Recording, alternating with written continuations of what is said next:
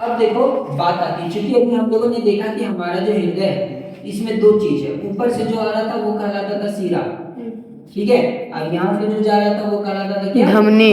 धमनी। तो एग्जाम में कई बार आपको पूछ देता है कि सीरा और धमनी में क्या अंतर है, सीरा और धमनी में क्या अंतर है, ठीक है, कोई दिक्कत नहीं ना। तो पहला तो ये देख लो कि सीरा से, यही सब लोग समझते हैं कि सीरा से हमेशा खून क्या होता है, हृदय की ओर आता है, सीरा से खून कहाँ आता है, हृदय की ओर, हृदय की ओर आती है, क्लियर। तो इसका जो डायरेक्शन है, ठीक है, सीरा का जो डायरेक्शन है, ठीक है, दिशा जो है वो रक्त की दिशा किधर होगी, हृदय की ओर, किधर होगी, हृदय की ओर, हृदय की ओर, ठीक है। और धमनी जो होता है इसमें हमेशा खून हृदय से दूर जाता है शरीर की ओर, ठीक है। तो इसकी जो धमनी की जो दिशा होती है इसमें जो रक्त है वो हृदय से कहाँ जाता है, शरीर की ओर, किधर जाएगा, शरीर की ओर। समझ में आ रहा है, कोई दिक्कत, पहला अंतर समझ में आ गया।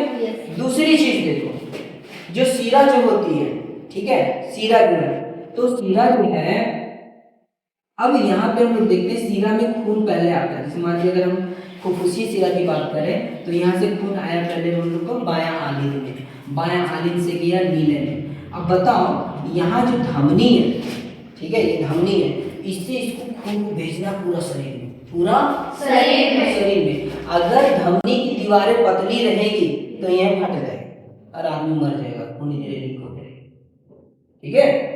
इसलिए जो धमनी की जो दीवारें होती है, धमनी का जो दीवारें होती है वो क्या होगी, मोटी होगी, क्या होगी, मोटी, मोटी। तो धमनी की जो दीवार होती है वो कैसी होती है, मोटी, मोटी होती है। और जो शीरा की दीवार जो होती है वो कैसी होती है, पतली होती है, कैसी होती है, पतली, पतली होती है, कोई दिक्कत। दूसरा अंतर समझ में आ गया। तीसरा अंतर, अब कहीं कहीं ऐसा भी हो सकता है हृदय यहाँ पे, यहाँ से इसको दिमाग की तरफ खून लेकर के जाता है, तो हो सकता है अगर प्रेशर कहीं जाए तो खून धड़क करके वापस आ जाए। तो ये बैक फ्लो, चूंकि खून वापस उल्टी दिशा में ना चल जाए, इसको रोकने के लिए इसमें जो है वो पाए जाते हैं, भाल पाया जाता है, क्या पाया जाता है, भाल पाया जाता है, ऐसे करके, ठीक है। तो ये जो धमनी होती है, धमनी जो होगी, धमनी में वाल्व नहीं पाया जाएगा, ठीक है, जबकि शीरा में वाल्व पाया जाएगा। अगला अंतर ये है कि अगर हम लोग देखें, हम लोग को ये जो खून जो दिख रहा है नस, ठीक है, हाँ, ये जो है वो शीरा है, ये क्या है, शीरा, शीरा है। और जो इसके शीरा है तो इसका रंग कैसा है, नीला रंग या हरा रंग का। तो ये जो, हाँ, ये जो शीरा है ये जो है थोड़ा हरा है या फिर क्या है, नीला है, हरा है या फिर क्या है, नीला, नीला है, ठीक है। और धमनी जो होती है, ठीक है, धमनी ये अंदर में है, ठीक है, जिसको काटता आदमी मर जाता है, सुसाइड। तो ये इसका जो रंग जो होता है वो हल्का लाल होता है, कैसा होता है, लाल होता है, ठीक है। अब जो धमनी है वो अंदर की ओर स्थित है ना, और जो शीरा है वो सुपरफिशियली है, सतही है, ऊपर से ही दिखाई देती है। तो ये सब अंतर है, ये सब क्या है, अंतर, अंतर से।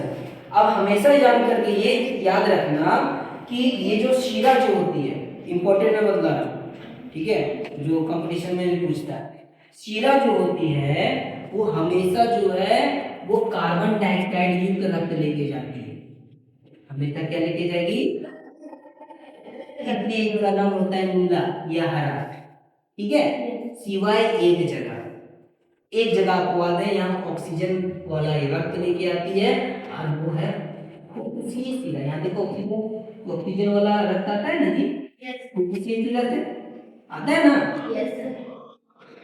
इसलिए एग्जाम में बहुत ज्यादा पूछते है ना कि शीरा तो हमेशा कार्बन डाइऑक्साइड वाला रक्त लेके जाएगा, ठीक है, लेकिन कौन ऐसा शीरा है जो ऑक्सीजन युक्त रक्त लेकर के जाता है, तो उसका नाम है फुफ्फुसी शीरा। उसका नाम क्या है, फुफ्फुसी शीरा। किसी को दिक्कत है नहीं ना।